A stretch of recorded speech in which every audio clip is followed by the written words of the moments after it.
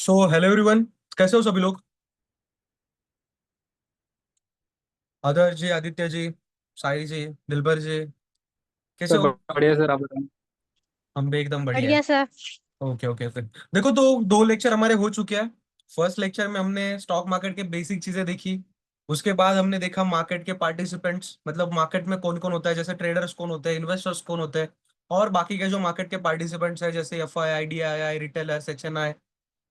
हर एक चीज हमने उसमें देखी हुई है। जो कल का लेक्चर हुआ उसमें हमने म्यूचुअल फंड्स के बारे में देखा। उसके साथ साथ इन्फ्लेशन, जो कि इन्वेस्टमेंट करने के लिए क्यों इम्पोर्टेंट है, वो आपको बताता है कि मतलब इन्वेस्टमेंट करनी क्यों इम्पोर्टेंट है। ये आपको सबसे बेस्ट एग्जांपल आपके साथ है, जो कि है इन्फ्लेशन का।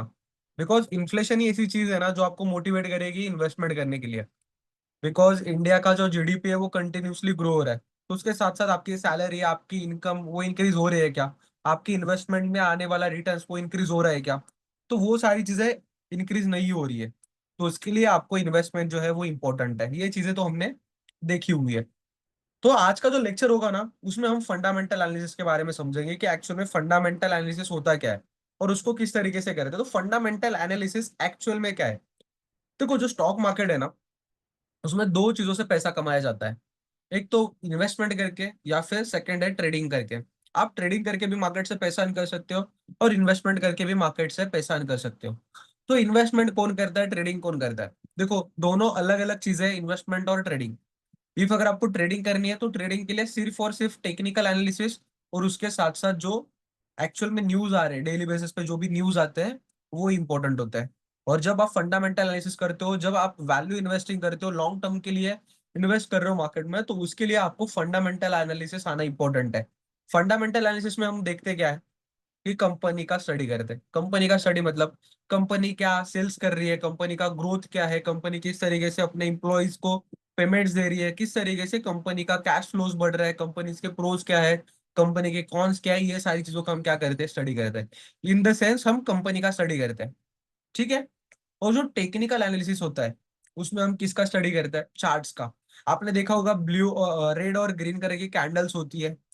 जो कि ग्रीन कैंडल होती है वो बता रही है कि मार्केट ऊपर जा रहा है, कुछ रेड कलर की कैंडल्स होती है जो बता रही होती है कि मार्केट नीचे आ रहा है। तो इसको देख के आप एनालाइज करते हो कि मार्केट इन फ्यूचर क्या करेगा, मार्केट ऊपर जाएगा या फिर नीचे। किसको देख के, टेक्निकल एनालिसिस को देख के। तो यही चीजें होती है, यही दो डिफरेंस है टेक्निकल और फंडामेंटल का। सिंपल, फंडामेंटल में आप क्या कर रहे हो, कंपनी का स्टडी कर रहे हो। और टेक्निकल में आप कंपनी का जो चार्ट बन रहा है, जो स्टॉक्स के फ्लक्चुएशंस है, स्टॉक की प्राइस जो ऊपर नीचे हो रही है, उसका स्टडी कर रहे हो। तो दोनों चीजें अलग अलग है। इफ अगर आपको लॉन्ग टर्म के लिए इन्वेस्टमेंट करना है ना, तो जितना आपको फंडामेंटल एनालिसिस इंपॉर्टेंट है उतना ही टेक्निकल एनालिसिस इंपॉर्टेंट है। तो भी आप पूछोगे कि सर फंडामेंटल एनालिसिस में तो हमें पता चल रहा है ना कि कौन सी कंपनी में इन्वेस्ट करना है। बिकॉज हम फंडामेंटल स्टडी करेंगे, कंपनी का एनालाइज करेंगे, तो हमें पता चलेगा कि कंपनी बेटर है, तो उसमें हम इन्वेस्ट कर सकते हैं। बट आपको ये पता होना चाहिए कि आप उसमें वैल्यू इन्वेस्टिंग कर रहे हो कि नहीं। वैल्यू इन्वेस्टिंग क्या होता है? जो आप शेयर के लिए प्राइस पे करते हो उसको हम क्या बोलते हैं, वैल्यू। उसको हम क्या बोलते हैं, प्राइस। मतलब आप जो कि मान के चलो ये पेन है, इसके अभी 11,000 प्राइस है, तो मैं इस प्रोडक्ट के लिए कितना पे कर रहा हूँ, 11,000। ठीक है। बट इस प्रोडक्ट ने मुझे वैल्यू क्या प्रोवाइड की, तो उसको हम बोलते हैं वैल्यू। मतलब इस प्रोडक्ट ने हमें क्या प्रोवाइड किया उसको हम वैल्यू बोलते हैं। और जो मैंने इस प्रोडक्ट के लिए पे किया उसको हम प्राइस बोलते हैं। तो आपको इन्वेस्टिंग जो करनी है ना, वो वैल्यू इन्वेस्टिंग करनी है। एक एग्जांपल देता हूं मैं सिंपल आपका, आपके लिए। कि मान लो आप किसी बार्बर के पास गए, आप नाई के पास गए बाल कटवाने। ठीक है। दो अलग अलग एग्जांपल लेते हैं। फर्स्ट, आप एक जगह पे गए, वहां पे आपको चार्ज किया गया सिर्फ 500 रुपए, बाल कटवाना और उसके साथ साथ हेयर वॉश वगैरह। उसके लिए आपको 500 रुपए चार्ज किए गए। बट वही आप सेकंड एक दुकान में गए, जहां पे आपसे चार्ज किया गया 1,500 रुपया। बट वहां पे आपको काफी और भी चीजें मिली। जैसे आपको वहां पे हेड मसाज करके मिला, उसके साथ साथ आपको अच्छा ट्रीट किया गया। वहां पे जब आपने बाल कट किए, वहां पे एसी ऑन ऑन था, आपके पोलाइटली आपके साथ बात की गई। तो वहां पे आपने जो पैसा पे किया उसके साथ साथ आपको कुछ वैल्यू मिली। और जहाँ पे आपने 500 पे किए, वहां पे आपको कुछ वैल्यू मिली क्या? नहीं। जस्ट आपने हेयर कट किया और आप वहां से रिटर्न आ गए। तो यही होता है वैल्यू और प्राइस में डिफरेंस। आपको जो मिल रही है उसको हम वैल्यू बोलते हैं, और जो आप पे कर रहे हो उसको हम क्या बोलते हैं, प्राइस। तो आप जब भी इन्वेस्टिंग करोगे ना, इन्वेस्टमेंट करोगे, तो आपको वैल्यू इन्वेस्टिंग करनी है। वैल्यू इन्वेस्टिंग मतलब अच्छी जगह पे आपको पैसा क्या करना है, इन्वेस्ट करना है, ठीक है। तो आप वो कब करोगे, जब आपको कंपनी के बारे में स्टडी करना आएगा। आपको तब पता चलेगा कि कंपनी आगे ग्रो होने वाली है, तभी आप उसमें क्या करोगे, इन्वेस्ट करोगे। अदरवाइज करोगे क्या उसमें इन्वेस्टमेंट, डेफिनेटली नहीं करोगे। इफ आपको पता है कि कंपनी मुझे प्रॉफिट ही नहीं देगी, तो आप उसमें इन्वेस्ट करोगे क्या, नहीं करोगे। तो आपको ये चीजें कब पता चलेगी, जब फंडामेंटल एनालिसिस आपको आएगा। तो फंडामेंटल एनालिसिस में कौन सी सारी चीजें होती है, काफी छोटी छोटी चीजें हैं जो आपको देखनी होती है। कुछ पी रेशोज होते हैं, कुछ 3-4 रेशोज है जो आपको देखने हैं। उसके साथ साथ कंपनी का कैश फ्लो क्या है। देखो कोई भी कंपनी अगर रन हो रही है तो उसके पास पैसा होना चाहिए। तो उसको किस तरीके से आप देखोगे कंपनी का। अगर उसमें कंपनी में इन्वेस्ट कर रहे हो तो कंपनी का प्रॉफिट होना चाहिए, कंपनी प्रॉफिटेबल होनी चाहिए। डे बाय डे कंपनी का प्रॉफिट जो है वो इंक्रीज होना चाहिए, बिकॉज जीडीपी इंक्रीज हो रही है। हर एक पर्सन की नीड जो है वो इंक्रीज हो रही है, हर एक प्रोडक्ट की प्राइस इंक्रीज हो रही है, तो आपका पैसा भी इंक्रीज होना चाहिए। तो उसी तरीके से स्टॉक का जो भी कंपनी है उसके सेल्स या फिर प्रॉफिट्स वो भी इंक्रीज होने चाहिए डे बाय डे या ईयर बाय ईयर। तो उसको आपको देखना होता है। तो वो किस तरीके से हम देखेंगे, चलो मैं स्क्रीन पे लेके चलता हूँ। इफ अगर किसी को भी कोई डाउट आता है तो डेफिनेटली आप माइक ऑन करके सेम जगह पे आप बोल सकते हो, ठीक है। चलो सभी लोग स्क्रीन विजिबल हो रही कि नहीं बस बता देना मुझे। सभी लोगों को स्क्रीन विजिबल है मेरी, यस सर। एवरीवन? ओके ठीक है।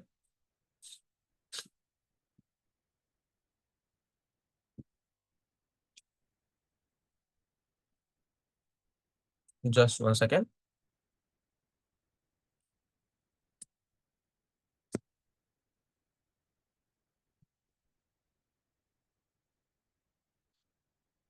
तो आज हमारा जो डे है,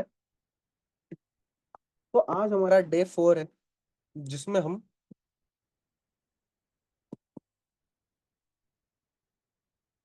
फंडामेंटल एनालिसिस का स्टडी करेंगे। तो फंडामेंटल एनालिसिस मतलब क्या, मैंने आपको बताया कि कंपनी के आप क्या कर रहे हो, जो कंपनी है उसका डायरेक्टली क्या कर रहे हो, स्टडी कर रहे हो। कंपनी का सेल्स क्या है, कंपनी का ग्रोथ क्या है, कंपनी का प्रॉफिट रेशो क्या है, ये सारी चीजों का आप क्या करते हो, स्टडी करते हो। उसके साथ साथ कुछ रेशो है जिसको आप क्या करोगे, यहाँ पे देखोगे। तो आपको ना कुछ इंपॉर्टेंट चीजें जो कि आपको देखनी है। फर्स्ट है रेशियो। तो रेशो कौन सा है, एक पीई रेशो होता है। तो पी रेशो मतलब क्या, price to earning ratio. P ratio मतलब प्राइस टू अर्निंग रेशो। इसका मीनिंग क्या होता है, प्राइस टू अर्निंग मतलब क्या, मतलब आप कंपनी को 1 रुपए कमाने के लिए कितना पे कर रहे हो। इसका मीनिंग सिंपल इतना होता है कि if अगर कंपनी 1 रुपए का अगर प्रॉफिट बना रही है, तो कंपनी को 1 रुपए प्रॉफिट बना रही है, तो उस प्रॉफिट को बनाने के लिए आप उस कंपनी को कितना पे कर रहे हो। इसको हम क्या बोलते हैं, पी रेशो, मतलब प्राइस टू अर्निंग। मतलब कंपनी, अगर कंपनी की शेयर प्राइस मान के चलो 1000 रुपीज है, और अगर कंपनी का प्रॉफिट जो है वो 10 रुपीज है या फिर 100 रुपीज है, तो कंपनी का पी रेशो बन के आएगा 10। ठीक है, मतलब आप कंपनी को 1 रुपए कमाने के लिए कितना दे रहे हो, 10 रुपए। ठीक है, मतलब इफ अगर कंपनी 1 रुपए कमा रही है, तो उसके लिए कंपनी एक्सपेंस कितना कर रही है, 10 रुपीज का। क्लियर हुआ। मान के चलो कंपनी का शेयर प्राइस है 1000 रुपीज, और कंपनी 10 रुपीज क्या कर रही है, अर्न कर रही है। ठीक है, तो इसका पी क्या बन के आएगा, अप्रोक्स 100। ठीक है, मतलब कंपनी 1 रुपए कमाने के लिए कितना खर्च कर रही है, 100 रुपए। तो जितना कंपनी का पी रेशो कम होगा, उतना आपके लिए क्या होगा, अच्छा साइन होगा। बिकॉज ऑफ क्यों, बिकॉज कंपनी अगर 70 का पी है, मतलब कंपनी 1 रुपए कमाने के लिए सिर्फ 70 रुपए खर्चा कर रही है ना। तो इफ अगर कंपनी 1 रुपए कमाने के लिए 70 रुपए खर्चा कर रही है तो अच्छी बात है। इफ अगर 60 का है तो कंपनी 60 रुपए कमाने के लिए 1 रुपए कमाने के लिए कितना खर्चा कर रही है, 60 रुपीज, तो और बेटर है। तो जितना पी रेशो कम होगा, 100 से कम होना चाहिए पी रेशो। मतलब कंपनी अगर 1% भी अपने कैपिटल का अगर प्रॉफिट नहीं बना पाएगी, तो फिर उस कंपनी में आप इन्वेस्ट करके कुछ मतलब नहीं है। हाँ, अगर बैंकिंग सेक्टर से, फिनेंस सेक्टर से, उसके पी रेशो ज्यादा होते हैं, बिकॉज उनका जो बिजनेस चलता है वो एक्चुअल पे इंटरेस्ट पे ही चल रहा है, तो उनको लीज पे देना पड़ता है पैसा। तो इफ अगर जो फिनेंस की कंपनीज है उनका पी रेशो 100 से प्लस होता है तो ठीक है। बट बाकी जो भी कंपनीज है उनका पी रेशो जो है वो 100 से क्या होना चाहिए, कम होना चाहिए। आप क्या देखोगे फिर, पी रेशो क्या होना चाहिए, 100 से कम। मतलब अप्रोक्स 90 रहेगा तो भी चलेगा, 70 रहेगा तो भी चलेगा, 60 रहेगा चलेगा। अगर 80 से अगर जिस भी कंपनी का पी रेशो होता है, वो एक अच्छी कंपनी होती है। ठीक है, तो सिर्फ एक पी रेशो देख के हम अंदाजा नहीं लगाते कि कंपनी अच्छी है या बुरी है, बट हमें पी रेशो भी देखना है। ठीक है, चलो इतना समझा। आपको क्या देखना है? आपको फर्स्ट क्या देखना है रेशो में? Yes sir. पी रेशो, जो कि 100 रुपए से क्या होना चाहिए? कम होना चाहिए। मतलब 95 है, 90 है, 85 है, 80 है। तो जितना कम होगा उतना आपके लिए क्या रहेगा? एक अच्छा साइन रहेगा। ठीक है, उसके बाद आप सेकंड देखोगे पीबी रेशो। क्या देखोगे? PB ratio. पीबी रेशो मतलब price to book book value. Price to book value. तो इसका मीनिंग क्या होता है? मान के चलो, अगर किसी भी कंपनी का प्राइस है, किसी भी कंपनी के एक शेयर की प्राइस है 100 रुपए, और उसकी एक्चुअल में जो बुक वैल्यू है, बुक वैल्यू मतलब, बुक वैल्यू मतलब इफ अगर कंपनी कभी बिकेगी, मतलब कभी कंपनी पूरे लॉसेस में चली जाएगी, कंपनी पूरी बंद होने के कगार पे आएगी, तो आपको क्या मिलेगा? है ना? मान के चलो, अगर ये शेयर का प्राइस 100 रुपए चल रहा है, 1000 रुपीज चल रहा है, बट एक टाइम ऐसा आया कि कंपनी को पूरा मार्केट से एग्जिट ही लेना है, कंपनी पूरी बंद ही हो रही है, तो आपको क्या मिलेगा? आपने तो 1000 रुपीज पे करके रखे, कंपनी को शेयर परचेस करके रखे, कंपनी बंद हो गई, आपके शेयर की प्राइस डूब गई, तो आपको क्या मिलेगा? तो उसको बोलते हैं हम पीबी रेशो। मतलब वहां पे आपको बुक वैल्यू दिखेगी, जो बुक वैल्यू, जो आपका पीबी रेशो है, जो आपका करंट प्राइस है शेयर का, उससे आधी होनी चाहिए। उससे सिर्फ आधी, उससे ज्यादा कम नहीं होनी चाहिए। अप्रोक्स 500 से लेके 400, उससे कम नहीं होनी चाहिए। क्लियर? Everyone clear? मतलब जो पीबी रेशो होगा वो 1.5, उससे ज्यादा नहीं होना चाहिए। ठीक है, क्लियर? मतलब सर अगर एक बार शेयर और की, रिपीट कर दीजिए पीवी रेशियो। ओके ठीक है, देखो पीबी रेशो का सिंपल मीनिंग है price to book value. Price to book value मतलब, अभी हम एक एग्जांपल लेते हैं हमारे। मान के चलो इसकी शेयर प्राइस अभी 1000 रुपीज चल रही है, या फिर 1 लाख रुपीज चल रही है। कितनी? 1 लाख रुपीज। तो अभी अगर एमआरएफ कंपनी कभी बंद पड़ गई, है ना, कभी हो सकता है, कुछ भी है, मार्केट है, कोई भी कुछ हो सकता है। अब मान के चलो, एग्जांपल दे रहा हूँ, होगा नहीं एमआरएफ के बारे में ऐसा कभी, बट आपने मान के चलो इस कंपनी का शेयर परचेस करके रखा है। इफ अभी कभी ऐसा हो गया कि कंपनी पूरी बैंक करप्ट हो गई, कंपनी बंद होने के कगार पे है, तो उस चांसेस में, उस सिनारियो में आपको क्या मिलेगा? तो इस कंपनी का ना बुक वैल्यू जो है वो होना चाहिए इसके आधा, 50,000, या फिर मैक्सिमम 45। मतलब आधा, या फिर थोड़ा सा 1-2% उससे कम, उससे ज्यादा नहीं होना चाहिए। ठीक है, क्लियर? सिर्फ आधा या फिर उससे थोड़ा कम, इतना ही होना चाहिए। मतलब मान के चलो अभी कंपनी के शेयर प्राइस 1 लाख है, और इसका बुक वैल्यू जो है वो सिर्फ 10,000 है, तो मतलब अगर कभी कंपनी बंद पड़ जाए तो सिर्फ आपको 10,000 मिलेंगे, तो ये वर्थ इट नहीं है। तो ऐसी कंपनी में आप क्या करोगे? थोड़ा इसको एक निगेटिव पॉइंट की तरह ट्रीट करोगे। ठीक है, इसको देख के डायरेक्टली आप अंदाजा नहीं लगाओगे कि ये कंपनी बुरी है, मुझे नहीं इन्वेस्ट करना। मतलब 1 लाख की अगर 1 लाख का शेयर प्राइस है, तो उसकी बुक वैल्यू अगर 10 रुपीज है, तो भी आप ऐसा नहीं बोल पाओगे कि नहीं, मुझे नहीं करना है इसमें इन्वेस्ट। ठीक है, तो ये आपके लिए क्या रहेगा? एक निगेटिव साइन। इफ अगर 50 और 45 होता है, तो ये आपके लिए क्या है? एक गुड साइन है। ठीक है, चलो यहाँ पे मैं आपको डायरेक्टली, देखो ये जो गूगल है, गूगल पे आप जाओगे, गूगल पे जाने के बाद ना आप यहाँ पे सर्च करोगे स्क्रीनर। क्या सर्च करोगे? स्क्रीनर। आपने स्क्रीनर सर्च किया। स्क्रीनर सर्च करने के बाद ये देखो, आपके जो सामने ये फर्स्ट लिंक आई हुई है ना, ये जो फर्स्ट लिंक है, इसी के ऊपर आपको क्या करना है? क्लिक करना है। चलो मैंने इसके ऊपर क्लिक किया। देखो यहाँ पे ना मुझे एक सर्च करने के लिए ऑप्शन आया, तो यहाँ पे मैं किसी भी कंपनी के बारे में सर्च कर सकता हूँ। चलो एग्जांपल ले लेते हैं, कोई भी एक कंपनी आप बता दो, तो उसके बारे में हम फंडामेंटल रिसर्च हमारा करेंगे थोड़ा। चलो एमआरएफ,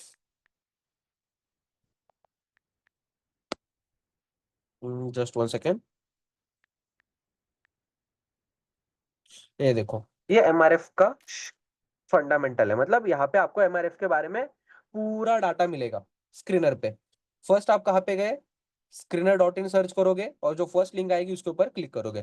देखो यहाँ पे कंपनी का नाम है, उसके सामने कंपनी के शेयर की प्राइस है, जो कि अभी चल रही है 1,56,355 रुपीज। ठीक है,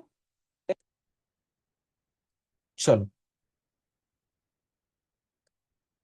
उसके बाद यहाँ पे आपको दिखेगा मार्केट कैप। मार्केट कैप मतलब क्या? कंपनी की टोटल वैल्यूएशन। मार्केट कैप मतलब टोटल कंपनी की टोटल वैल्यूएशन।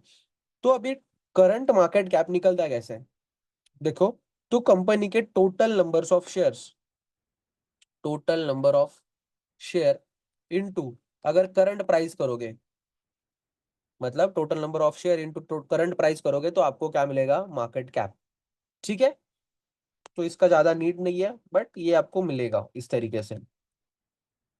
उसके बाद यहाँ पे आपको दिख रहे करंट प्राइस, मतलब आज कितनी शेयर की प्राइस है। उसके बाद इसके बाजू में आपको दिख रहा होगा हाईज और लोज, मतलब 52 वीक्स में ये जो हाई और लो है वो 52 वीक का है, 52 वीक्स का। मतलब एक साल में कंपनी ने कितना हाई बनाया और कितना लो बनाया। ये जो है वो कंपनी का हाई है और ये जो है वो कंपनी का क्या है, लो है। मतलब कंपनी ने 1,60,000 का क्या बनाया है, हाई। मतलब कंपनी 1,60,000 पे जाके फिर से रिटर्न नीचे आई हुई है। और नीचे कितना गई थी कंपनी एक साल में, अप्रोक्स 1 लाख। मतलब 1 लाख एक साल पहले इसका प्राइस था अप्रोक्स। ठीक है, फॉर एग्जाम्पल मतलब कि 9 अक्टूबर, लास्ट 9 अक्टूबर 2020, two thousand twenty right four right से। Right right right right. Last 9 अक्टूबर, 8, हाँ 10 अक्टूबर से लेके आज 9 अक्टूबर 2025। 10 अक्टूबर 2024 से लेके 9 अक्टूबर 2025। ठीक है, तो इतने दिन में इस शेयर ने जो है वो इतना फ्लक्चुएट किया, इतना नीचे जाके ऊपर आया हुआ है। मतलब एक्चुअल में लास्ट ईयर शेयर की प्राइस बहुत कम थी, इसी साल इतनी इंक्रीज हुई है प्राइस। ठीक है, चलो। तो उसके बाद देखो हमारे कुछ हमने जो देखे थे, पी रेशो हमने जो देखा था, प्राइस टू अर्निंग रेशो, मैंने आपको क्या बताया था, पी रेशो 100 से क्या होना चाहिए, कम होना चाहिए। तो देखो ये कितना कम है, मतलब बहुत अच्छा पी रेशो दे रहा है कंपनी। जितना पी कम होगा उतना कंपनी क्या है आपके लिए, बहुत एक अच्छा साइन है आपके लिए, क्या है, बहुत अच्छा साइन है। जितना पी रेशो कम है, मतलब कंपनी को सिर्फ 36 रुपीज लग रहा है सिर्फ 1 रुपए कमाने के लिए। खर्चा कितना आ रहा है कंपनी को, मतलब हम कितना पे कर रहे हैं, 36 रुपए सिर्फ पे कर रहे हैं कंपनी को 1 रुपए कमाने के लिए। कंपनी 36 रुपए खर्चा कर रही है 1 रुपए कमाने के लिए। क्लियर। तो ये आपके लिए क्या है, एक अच्छा साइन है। ठीक है, ये क्या है आपके लिए, एक अच्छा साइन है। उसके बाद देखो बुक वैल्यू, मैंने आपको क्या बताया था, बुक वैल्यू क्या होनी चाहिए, बुक वैल्यू क्या होनी चाहिए, जो करंट प्राइस है उससे आधी या फिर उससे थोड़ा सा कम। अभी ये देखो, इसका बुक वैल्यू क्या है, 1,50,000, तो इसका हाफ क्या होता है, 75। 75,000 इसका क्या होना चाहिए था, बुक वैल्यू। बट ये क्या है, बहुत कम है। 75 या फिर 70 भी रहता तो भी इनफ था। बट ये 45 43 है, तो ये आपके लिए अच्छा साइन है क्या, नहीं। तो ये आपके लिए क्या है, एक नेगेटिव साइन है। ठीक है, तो हम काउंट करेंगे कितने हमें अच्छे साइन मिल रहे हैं, कितने निगेटिव साइंस मिल रहे हैं। तो एक हमारे लिए पॉजिटिव मिला, एक हमारे लिए निगेटिव मिला। चलो, तो उसके बाद है डिविडेंड यील्ड। तो डिविडेंड यील्ड मतलब क्या, डिविडेंड यील्ड, चलो मैं आपको एक एग्जांपल की तरह समझता हूँ एक्चुअल में डिविडेंड होता क्या है। तो डिविडेंड क्या होता है, मान लो ए पर्सन है, उसकी खुद की कंपनी है। ठीक है, कंपनी ने ना प्रॉफिट बनाया जो कि था 1,000 करोड़ का। कितना प्रॉफिट बनाया, 1,000 करोड़। तो अभी ना ए पर्सन है ना, उसके पास दो ऑप्शन होते हैं इस प्रॉफिट के लिए। एक तो ये जो प्रॉफिट है वो शेयर होल्डर्स में बांट दिया जाए। बिकॉज देखो, हर कोई अगर कंपनी का शेयर परचेस कर रहा है मतलब वो क्या बन रहा है, उस कंपनी का पार्टली ओनर बन रहा है। तो जितने भी लोगों ने उन कंपनी के शेयर्स परचेस किए हुए हैं वो भी क्या है, उस कंपनी में एक पार्टनर है। तो पार्टनर मतलब अगर पार्टनर अगर लॉस में पार्टनर होगा तो प्रॉफिट्स में भी पार्टनर होगा ही ना। तो ये जो 100 करोड़ का प्रॉफिट है, 1,000 करोड़ का जो प्रॉफिट है ए पर्सन के पास, मतलब कंपनी के पास दो ऑप्शन होते हैं। एक तो सारा पैसा जो है, जो भी सारा प्रॉफिट है वो तो शेयर होल्डर्स में बांट दिया जाए, है ना, शेयर होल्डर्स में क्या किया जाए, बांट दिया जाए। अदरवाइज सेकंड ऑप्शन होता है कि ये जो 1,000 करोड़ है उसको फिर से कंपनी में इन्वेस्ट करके कंपनी को और बढ़ाया जाए। क्लियर। फर्स्ट ऑप्शन है शेयर होल्डर्स में बांट दिया जाए, या फिर कंपनी में पैसा लगा के कंपनी को और ग्रो किया जाए। तो it's a totally depend on companies owner, मतलब जो भी कंपनी के चेयरपर्सन है, चेयरमैन पर्सन है, उनके ऊपर डिपेंड होता है कि हमें करना क्या है, शेयर होल्डर्स में बांट देना है या फिर से कंपनी में पैसा लगा के कंपनी को और बिल्ड डेवलप करना है और ग्रो करना है। तो देखो, अगर कंपनी शेयर होल्डर्स में पैसा बांटती है तो उसको हम बोलते हैं डिविडेंड। क्या बोलते हैं हम, डिविडेंड। क्या बोलते हैं, डिविडेंड। तो अभी मान के चलो, अगर 100 करोड़ का कंपनी ने प्रॉफिट बनाया, 1000 करोड़ का कंपनी ने प्रॉफिट बनाया, तो आपके पास ना एकदम छोटा सा हिस्सा है, एकदम छोटा सा, मतलब अगर बहुत बड़ी कंपनी है तो उसके पास आपका एकदम छोटा सा हिस्सा है कंपनी आपके पास। तो यहाँ पे क्या होगा, जस्ट 1 सेकेंड। तो आप जितने भी पार्ट के ओनर हो उतना पार्ट का प्रॉफिट आपको क्या होगा, मिलेगा। मतलब इफ अगर आप 1% के ओनर हो तो आपको 10 करोड़ मिलेंगे। इफ अगर आप 0.0001% के ओनर हो तो आपको 1 लाख मिलेंगे। आप 0.0000000001% के ओनर हो, मतलब 7 0 और उसके बाद 1%, मतलब 0.7 टाइम्स 0 और उसके आगे एक, तो वहां पे आपको कितना मिलेगा, सिर्फ 1000 रुपीज। ठीक है, क्लियर हुआ, पर शेयर, मतलब सर जितने भी ये परसेंट। बोलो हेलो। बोलो बोलो सर ये डिविडेंड का मुझे क्वेश्चन था। बोलो। जैसे अगर डिविडेंड जैसे 20 तारीख को मिलने वाला है, हम्म। और उसी दिन हमने अगर इंट्राडे के अंदर अगर डिविडेंड को ज्यादा क्वांटिटी में बाई किए, नहीं नहीं नहीं, वैसे नहीं होता। डिविडेंड जो होता है ना वो इक्विटी पे रहता है। इक्विटी पे ठीक होता है। है क्या सर? हाँ, जो डिविडेंड आपको मिलता है ना वो इक्विटी में मिलता है। इफ अगर आप मान के चलो आप मार्जिन में कर रहे हो, फ्यूचर्स में कर रहे हो, या फिर मार्जिन्स में जब आप मान के चलो, मार्जिन्स में जब आपको लिवरेज मिलता है, इफ आपके पास हाँ। 10,000 है तो आप 50,000 से भी पैसे शेयर्स को बाय कर सकते हो, तो वो टाइम पे आपको नहीं मिलता। वहां पे एक्चुअल में आपके डिमैट अकाउंट्स में होल्डिंग होनी चाहिए शेयर्स की। और उसका ना जब मान के चलो आज अगर डिविडेंड मिलने वाला है ना, तो आपको आज के डेट पे हाँ उसको सर। बाय नहीं करना होता। एक्चुअल में उसकी ना एक रिकॉर्डिंग की डेट होती है, मतलब एक रिकॉर्ड डेट होती है। उस डेट को जिसके पास जितने शेयर्स होंगे उस शेयर को रिकॉर्ड किया जाता है। मतलब उनकी डेट वो पहले से ही बता देते हैं कि हम रिकॉर्ड करने वाले हैं 15 ऑफ अक्टूबर को। तो 15 ऑफ अक्टूबर को उस दिन पे जिसके पास जितने भी शेयर्स है वो उसको उतने शेयर्स का डिविडेंड मिलेगा। मतलब मतलब पहले वो एक बार अपना रिकॉर्ड चेक कर लेता है ऐसा? हाँ, मतलब 15 ऑफ अक्टूबर को मान के चलो रिकॉर्डिंग डेट है, तो 15 ऑफ अक्टूबर को जिसके पास जितने भी शेयर्स है उसके रिकॉर्ड्स बनेंगे। उसके बाद आपने बेच भी दिया तो भी फर्क नहीं पड़ता। रिकॉर्ड डेट धन्यवाद पे। सर। हाँ जी। बोलो बोलो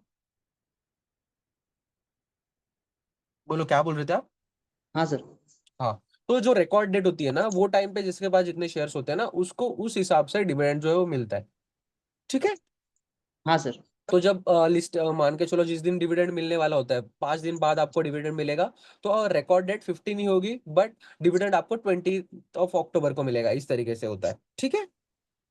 हाँ सर। चलो, तो यहाँ पे समझते हैं। मान के चलो अभी कंपनी के पास दो ऑप्शन है। कंपनी ने एक तो डिविडेंड पे किया, अदरवाइज खुद के कंपनी में री इन्वेस्ट करके कंपनी को ग्रो किया। तो आप बता सकते हो इस दोनों में से कौन सा बेटर ऑप्शन है, मतलब कंपनी के लिए ये कौन सा ऑप्शन राइट रहेगा। तो सबसे राइट होता सेकंड है ऑप्शन। फिर सेकंड से option. Second option, because company के पास री इन्वेस्ट करने के लिए कोई सोर्स है, कंपनी के पास और बिल्ड करने के लिए सोर्स है। तभी कंपनी अपने अंदर फिर से पैसा लगाएगी, फिर से खुद के ऊपर पैसा लगाएगी, फिर से और ग्रो करेगी। इफ अगर डिविडेंड दे रही है कंपनी, इसका मतलब ये है कि कंपनी के पास फिर से री इन्वेस्ट करने के लिए कुछ है ही नहीं। कंपनी के पास ग्रो करने के लिए ऑप्शन ही नहीं है। कंपनी को एक्सपांड करने के लिए कुछ मिल नहीं रहा है।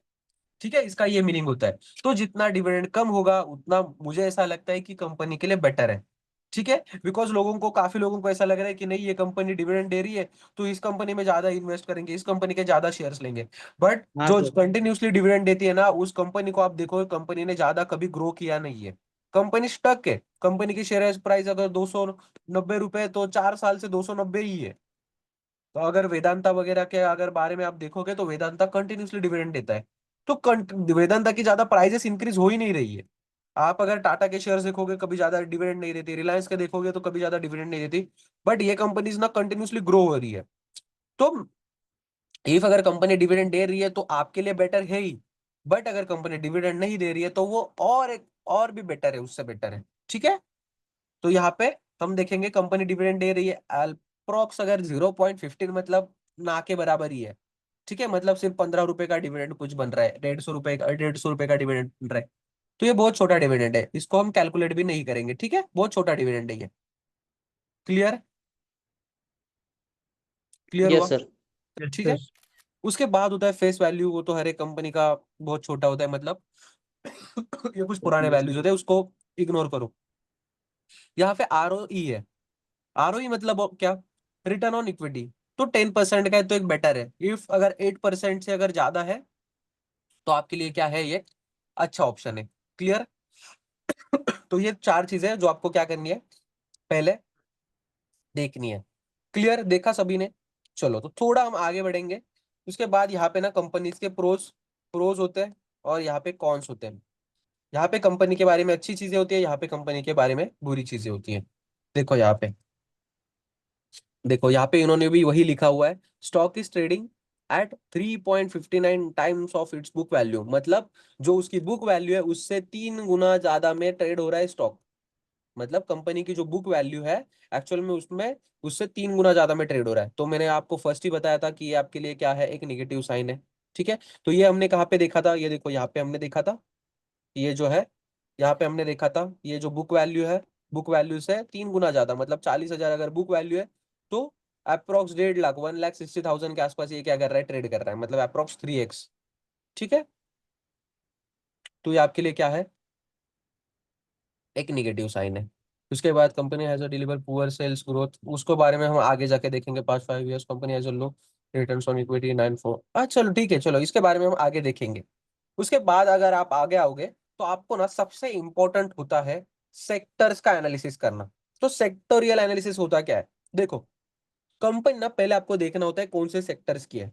देखो यहाँ पे आपको देखने मिलेगा, ये जो कंपनी है वो है ऑटोमोबाइल एंड ऑटो कंपोनेंट्स की सेक्टर की।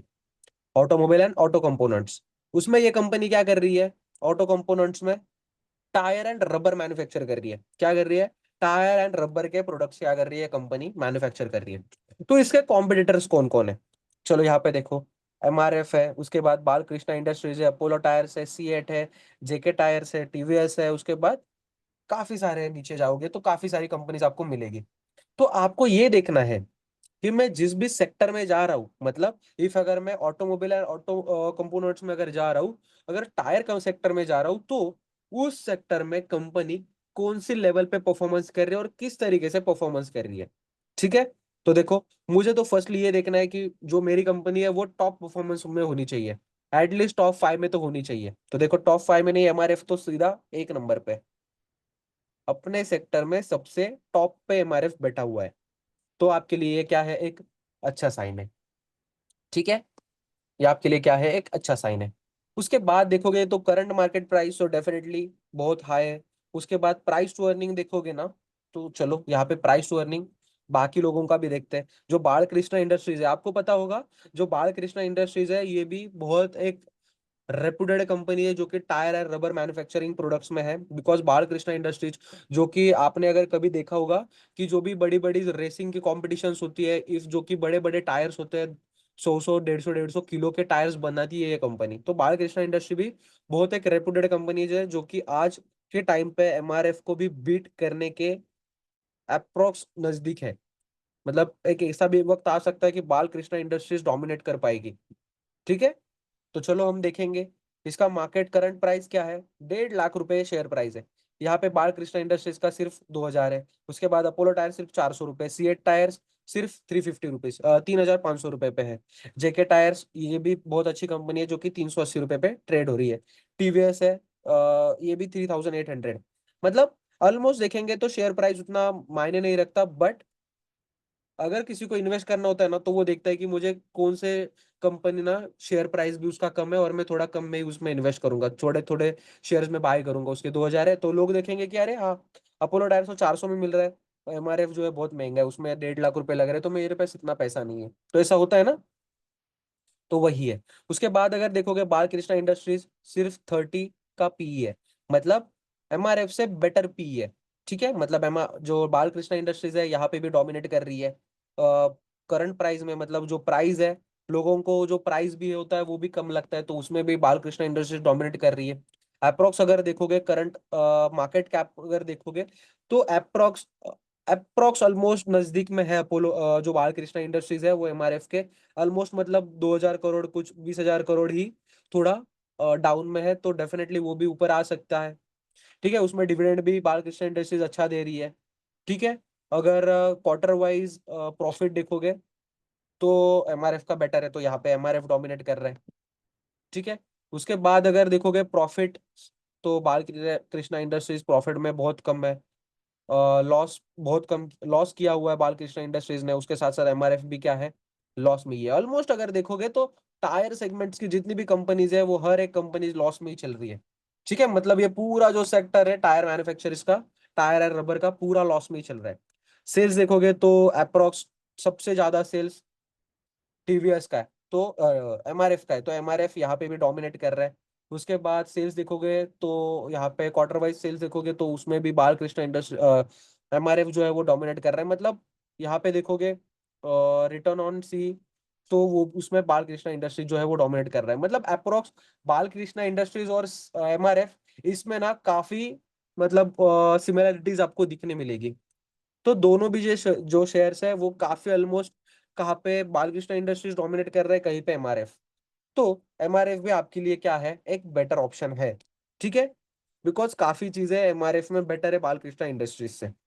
ठीक है, अपोलो टायर्स वगैरह भी अभी तो लॉस वगैरह में ज्यादा है नहीं। ठीक है, अपोलो टायर्स ने काफी अच्छा जो है वो यहाँ पे क्वार्टर वाइज अगर देखोगे तो सबसे बेस्ट अपोलो टायर्स है अभी तो। ठीक है, सेल्स भी अपोलो टायर्स का ठीक ठाक है। उसके बाद क्वार्टर वाइज देखोगे तो काफी करोड़ में, काफी मतलब बहुत कम प्रॉफिट है। डिविडेंड भी 1% के आसपास है। Current market price 30,000 crore. ठीक है, पी रेशो भी बहुत कम है, बहुत अच्छा है जितना पी रेशो कम होता है। तो यहाँ पे एमआरएफ आपका विन कर रहा है। ठीक है, चलो यहाँ पे आपको अच्छी चीजें मिली, एमआरएफ के बारे में काफी अच्छी चीजें मिली। तो यहाँ पे आपको इतना पता चला कि एमआरएफ जो है वो अपने सेक्टर में जितना डोमिनेट कर रहा है उतना आपको क्या हो सकता है, यहाँ पे रिटर्न्स भी दे सकता है। Just 1 second. ठीक है, ये आपको क्या हुआ, यहाँ पे भी डोमिनेट किया एमआरएफ ने, यहाँ पे भी डोमिनेट किया, यहाँ पे भी डोमिनेट किया, यहाँ पे डोमिनेट किया, यहाँ पे भी किया। ऑलमोस्ट 4 जगह पे एमआरएफ ने जो है वो डोमिनेट किया हुआ है। ठीक है, तो ये आपके लिए क्या है, एक अच्छा साइन है। चलो तो फिर थोड़ा हम और आगे बढ़ेंगे। यहाँ पे आपको पता चला ना, सेक्टर्स में भी आपको देखना होता है कि कौन सी डोमिनेट कर रही है कंपनी। नहीं तो ऐसा हो सकता है कि कोई डोमिनेशन में जो भी कंपनी होगी वो उसके पीछे से आके बड़ा प्रॉफिट निकाल के निकल जाएगी, आप एमआरएफ को ही पकड़ के बैठोगे। ठीक है, तो चलो थोड़ा हम और आगे बढ़ेंगे। और सबसे इंपॉर्टेंट यही चीज होती है, कंपनी का सेल्स, कंपनी का नेट प्रॉफिट। चलो हम देखेंगे। देखो, इफ अगर कंपनी अच्छी है तो कंपनी का सेल्स बढ़ना चाहिए, कंपनी का नेट प्रॉफिट जो है वो क्या होना चाहिए, इंक्रीज होना चाहिए। तो चलो हम देखते हैं कंपनी का सेल जो है वो इंक्रीज हो रहा है नहीं हो रहा है, कंपनी के जो प्रॉफिट्स है, नेट प्रॉफिट है, वो इंक्रीज हो रहे हैं कि नहीं हो रहे। देखते हैं चलो। जनवरी 2022 में कंपनी का सेल्स था 5,600 करोड़। जनवरी सॉरी जून 2022 में कंपनी का सेल्स था 5,600 करोड़। जून 2023 में कंपनी का सेल्स था 6,400 करोड़। मतलब अप्रोक्स कंपनी का सेल जो है वो क्या हुआ है, इंक्रीज हुआ है। ठीक है, उसके बाद जून 2024 में कंपनी का सेल्स है 7,000 करोड़। मतलब इस क्वार्टर में, इस ईयर भी कंपनी का सेल्स क्या हुआ है, इंक्रीज हुआ है। जून 2025 में देखोगे तो फिर से 7,600 करोड़। मतलब approx year on year company के सेल्स क्या हो रहे हैं, इंक्रीज हो रहे हैं। मतलब हम अगर देखेंगे ना सेल्स, तो एक एक साल के देखने का। ठीक है, ऐसा नहीं होना चाहिए आपने देखा 2000 जून में देखा 2022 में ज्यादा 5,600 है, फिर 5,400 है, फिर 5,600 है, फिर 5,800 है। मतलब आपको ऐसा लगेगा कंपनी ग्रो हो रही कि नहीं हो रही। तो आप कैसे देखोगे, एक एक साल बाद का देखोगे। ठीक है, 1 1 ईयर्स का क्या रखोगे, इसमें गैप रखे। मतलब यहाँ पे आपको देखे समझेगा कि कंपनी एक्चुअल में क्या कर रही है, ग्रो कर रही है। ठीक है, मतलब सेल्स है तो कंपनी के बारे में ये क्या है आपके लिए, एक पॉजिटिव पॉइंट। अगर कंपनी का सेल्स बढ़ रहा है तो कंपनी का प्रॉफिट बढ़ रहा है कि नहीं, वो भी देखना इंपॉर्टेंट है। तो देखते हैं। जून 2022 में कंपनी ने प्रॉफिट निकाला था 124 करोड़ का। ठीक है, 124 करोड़ का। उसके बाद जून 2023 ने कंपनी ने प्रॉफिट निकाला था 580 करोड़ का। उसके बाद जून 2024 में कंपनी ने प्रॉफिट निकाला 551 करोड़, 71 करोड़ का। उसके बाद कंपनी ने जून 2025 में प्रॉफिट निकाला 500 करोड़ का। मतलब ऑलमोस्ट कंपनी का सेल्स बढ़ रहा है, बट कंपनी का प्रॉफिट इंक्रीज हो रहा है क्या, नहीं। कंपनी के जो प्रॉफिट्स है वो स्टक है, बट कंपनी लॉस में भी नहीं जा रही है। कंपनी एक अच्छे जो प्रॉफिट्स है वो मेंटेन करके आगे बढ़ रही है। बट अगर कंपनी सेल्स अगर इंक्रीज कर रही है तो डेफिनेटली इन फ्यूचर कंपनी के प्रॉफिट भी जो है वो इंक्रीज होंगे। अगर कंपनी का प्रॉफिट इंक्रीज नहीं हो रहा तो इसके पीछे काफी सारे रीजंस होते हैं, जैसे जीएसटी इंक्रीज होती है, उनके एडवर्टाइजिंग्स पे काफी ज्यादा एक्सपेंस होता है, तो इसकी वजह से कंपनी के प्रॉफिट जो है वो कभी कभी आपको कम शो होते हैं। ठीक है, तो जब कंपनी एक वेल रेपुटेड चली जाती है, एक अच्छे ऑर्गेनाइज हो जाती है, तो डेफिनेटली उसके प्रॉफिट जो है वो इंक्रीज होना स्टार्ट होती है। तो ये भी आपके लिए क्या है, एक अच्छा साइन ही है। ठीक है, तो यहाँ पे आपको काफी सारे एक अच्छे साइन जो है वो मिल रहे हैं। चलो देखो, यहाँ पे आपको देखने मिलेगा कंपनी का नेट प्रॉफिट, एक्चुअल प्रॉफिट यहाँ पे आपको देखने मिलेंगे। तो यहाँ पे देखते हैं, चलो कंपनी का एक्चुअल प्रॉफिट क्या है। देखो यहाँ पे कंपनी ने सितंबर 2024 में कितना प्रॉफिट बनाया था, 900 करोड़। उसके बाद यहाँ पे देखो, मार्च 2018 में कंपनी ने 1000 करोड़ का प्रॉफिट। उसके बाद मार्च 2019 में 1100 करोड़, 100 करोड़ का प्रॉफिट। अप्रैल में, मतलब ऑलमोस्ट ईयर ऑन ईयर थोड़ा थोड़ा थोड़ा थोड़ा कंपनी क्या कर रही है, इंक्रीज कर रही है। बट लास्ट 3 to 4 ईयर्स में कंपनी ने ज्यादा प्रॉफिट नहीं बनाया। बट ये साल कंपनी अच्छा प्रॉफिट जो है वो क्लोज कर सकती है। ठीक है, तो ये भी आपके लिए क्या है, एक अच्छा साइन है। मतलब कंपनी लॉस में तो नहीं जा रही है, ईयर थोड़ा थोड़ा तो ग्रो कर रही है, तो ये आपके लिए क्या है, एक अच्छा साइन है। उसके बाद देखो, अगर कोई भी कंपनी चलती है ना, तो उस कंपनी के पास ना जितना सेल्स, जितना नेट प्रॉफिट, ये सारी जितनी इंपॉर्टेंट है ना, उतना कैश भी इंपॉर्टेंट है। मतलब कंपनी के पास ना कैश भी होना चाहिए। विदाउट कैश कंपनी कोई कुछ कर सकती है क्या, नहीं। तो कंपनी के पास हम देखेंगे कैश फ्लो किस तरीके से है। चलो यहाँ पे देखो, कंपनी के पास कैश फ्लो रहते हैं कि नहीं। देखो कंपनी के पास सितंबर 2013 में ना 228 करोड़ वो टाइम पे होते थे। बट अब हमें जो देखना है कैश फ्लो, वो रिसेंट में 3 साल का देखना है। देखो यहाँ पे माइनस में कंपनी के पास कैश फ्लो थे, नेट कैश फ्लो। कंपनी के पास 55 करोड़ के कैश फ्लो बच रहे हैं, 68 करोड़ के। मतलब बहुत कम कैश फ्लो है कंपनी के पास। अगर सर ये कंपनी, -6 मतलब क्या बोल रहे हो, ये -6। मतलब कंपनी के पास, हाँ मतलब कंपनी के ये जो होते हैं ना, कैश ऑफ इन्वेस्टिंग, ये जो बोल रहे हो ना, ये जो माइनस में आपको दिख रही है सारे, नहीं सर, क्या ये बोल जो रहे हो, नीचे की ये लास्ट जो ईयर है, की जो है ना, हाँ हाँ हाँ, मतलब कंपनी के इसमें पास ये जो -6। दिख रहे हैं, हाँ हाँ हाँ, माइनस में दिख रहे हैं, बराबर है। मतलब कंपनी के पास जो थे वो ये लाइबिलिटीज में कैश फ्लो है। मतलब कंपनीज ने ये जो -24 करोड़ दिख रहा है, वो कंपनी ने कहाँ से तो बोरो किए हुए हैं। मतलब कंपनी की लाइबिलिटीज है, कहीं से उठाए हुए पैसे। कंपनी ने 24 करोड़, कंपनी के पास पैसे ही नहीं थे, तो कंपनी ने 24 करोड़ किसी से उठाए हुए थे, मतलब किसी से लिए हुए हैं कंपनी ने। यहाँ पे जो है अच्छा। वो कंपनी ने 150 करोड़ किसी से लिए हुए हैं। यहाँ पे 1000 करोड़ किसी से लिए हुए हैं। कंपनी के पास 2020 जब क्लोज किया तो 1000 करोड़ कंपनी के पास थे। मार्च 2022 जब क्लोज किया तो 14 करोड़ थे। मार्च 2023 क्लोज किया तो 6000 करोड़ किसी से लिए हुए थे। मार्च 2024 एंड किया तो 55 करोड़ थे। मार्च 2025 एंड किया तो 68 करोड़ थे। मतलब कंपनी के पास बहुत कम कैश फ्लोज बच रहे, तो ये एक आपके लिए नेगेटिव साइन है। ये बिकॉज ऑफ क्यों, बिकॉज कंपनी अगर इतनी बड़ी है, अप्रोक्स कंपनी 8 कितना करोड़ की है, यहाँ पे देखो 66,000 करोड़ की अगर कंपनी है, तो एटलीस्ट कंपनी के पास 200-300 करोड़ का भी, 300-400 करोड़ के आसपास तो कैश में होना चाहिए। ठीक है, तो देखो हाँ ऑलमोस्ट सर। अपने जितनी भी चीजें देखी, उसमें हमें तो इतना पता चला कि कंपनी एक बेटर परफॉर्मेंस कर रही है। बिकॉज ऑफ क्यों, बिकॉज ऑफ क्यों, बिकॉज कंपनी के क्या क्या चीजें अच्छी है। देखो कंपनी का पी रेशो अच्छा है, कंपनी का बुक वैल्यू जो है वो एक थोड़ा सा निगेटिव में, तो पी रेशो अच्छा है। कंपनी के आरओई अच्छे हैं, कंपनी ने इक्विटीज में बहुत अच्छा रिटर्न्स दिया है। आरओसी भी कंपनी का अच्छा है। अपने सेक्टर वाइज, सेक्टोरियल वाइज देखोगे तो कंपनी हमारे जो है अच्छा परफॉर्मेंस कर रही है। उसके बाद अगर देखोगे क्वार्टर वाइज, तो कंपनी के रिजल्ट बहुत अच्छे हैं, कंपनी डिक्लाइन नहीं हो रही है। इफ अगर कंपनी इंक्रीज भी नहीं हो रही है, तो उसके साथ साथ कंपनी डिक्रीज भी नहीं हो रही है। मतलब कंपनी अगर अच्छा परफॉर्मेंस अगर नहीं कर रही है, बहुत अच्छा परफॉर्मेंस अगर नहीं कर रही है, तो कंपनी आउट परफॉर्मेंस भी नहीं कर रही है, कंपनी एक रेंज में चल रही है। ठीक है, मतलब कंपनी अभी सर्वाइवल स्टेज पे है, इस तरीके से मान लो। उसके बाद ना यहाँ पे बैलेंस शीट में हमें दो चीजें देखनी होती है, कंपनी के एसेट्स और लायबिलिटीज। कंपनी के पास एसेट्स कितने और कंपनी के पास जो है वो लायबिलिटीज कितनी है। कंपनी के एसेट्स जो है वो लायबिलिटीज के से क्या होने चाहिए, ज्यादा होने चाहिए। देखो कंपनी के हम सिर्फ देखेंगे बोरोइंग्स, क्या देखेंगे, कंपनी के बोरोइंग्स, कंपनी बोरो कितना किया हुआ है, और कंपनी के इन्वेस्टमेंट देखेंगे। ठीक है, चलो तो यहाँ पे देखते हैं, कंपनी ने बोरो किया है 1000 करोड़, नहीं हम लास्ट सिर्फ 3 ईयर्स का देखेंगे। तो कंपनी ने बोरो किया हुआ है 3000 करोड़ किसी से लिए हुए है। बट कंपनी के पास इन्वेस्टमेंट भी है 3000 करोड़ की, तो एज ए इक्वल हो रहा है। कंपनी ने 2024 में बोरो किए थे अप्रोक्स 2000 करोड़, बट कंपनी की इन्वेस्टमेंट 3000 करोड़ थी, तो ये बेटर है। कंपनी ने बोरो किया 3000 करोड़, बट कंपनी की इन्वेस्टमेंट 4000 करोड़, मतलब ये एक अच्छा साइन है आपके पास। मतलब कंपनी की इन्वेस्टमेंट ज्यादा है लायबिलिटीज से, मतलब इफ अगर कभी कंपनी लॉस में चली जाती है तो आपको आपके पैसे मिलने के चांसेस ज्यादा होते हैं, बिकॉज कंपनी के पास एसेट्स ज्यादा है। एसेट्स पता है ना सभी को, एसेट्स, एसेट्स मतलब कंपनी के पास क्या क्या प्रॉपर्टी है, कंपनी के मालमत्ता, उसको हम क्या बोलते हैं, कि किसी भी कंपनी के पास जो प्रॉपर्टी है उसको हम एसेट्स बोलते हैं। और कंपनी के जो लायबिलिटीज, लायबिलिटीज मतलब कंपनी के ऊपर लोन कितना है, मतलब कंपनी को किसी भी पर्सन को देना कितना है, कंपनी ने किससे कितना लिया हुआ है, उसको हम क्या बोलते हैं, लायबिलिटीज। तो लायबिलिटीज क्या होनी चाहिए, एसेट से कम होनी चाहिए। सिंपल इतनी चीजें जो कि आपको फंडामेंटल एनालिसिस में देखनी होती है। क्लियर है एवरीवन? सभी लोगों को क्लियर हुआ यस सर। कि कौन सी ऐसी चीजें हैं जो कि आपको देखनी होती है? जस्ट 1 सेकेंड वेट करना, जस्ट 1 सेकेंड।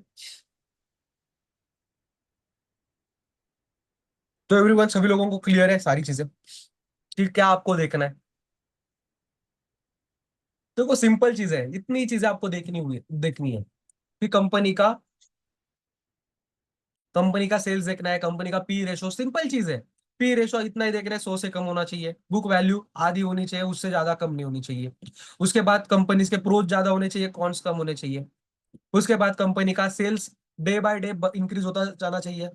कंपनी का प्रॉफिट जो है सॉरी, कंपनी का जो प्रॉफिट है वो डे बाय डे क्या होना चाहिए, इंक्रीज होना चाहिए। तो वो भी आपको देखना है। तो सिंपल इतना ही है, लायबिलिटीज क्या होनी चाहिए, एसेट से कम होनी चाहिए। सिंपल यही चीजों को आपको क्या करना है, देखना है। देखो जितना ज्यादा आप ना कंपनी के बारे में सर्च करोगे, जितना ज्यादा आप कंपनी के बारे में देखोगे ना, उतना ही आपको बेटर अंडरस्टैंडिंग होती जाएगी कंपनी के बारे में।